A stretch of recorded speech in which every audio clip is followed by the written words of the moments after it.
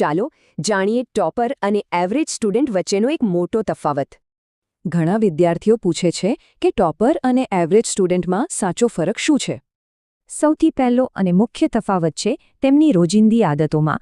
એક ટોપર દરરોજ ભણે છે જ્યારે એવરેજ સ્ટુડન્ટ મૂડ આવવાની રાહ જુએ છે. હવે બીજી આદતની વાત કરીએ, જે શીખેલી વસ્તુને પાકી કરવા વિશે છે.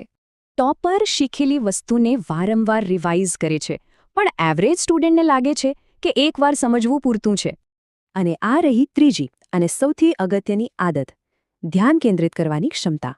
ટોપર પોતાના ડિસ્ટ્રેક્શન્સને કંટ્રોલ કરે છે, જ્યારે કે એવરેજ સ્ટુડન્ટ મોટાભાગે તેનાથી કંટ્રોલ થાય છે. તો આ બધી આદતોને એકસાથે શું જોડે છે? ઘણાને એમ લાગે છે કે આ ફરક બુદ્ધિનો છે, પણ એ તો એક સામાન્ય ગેરસમજ છે.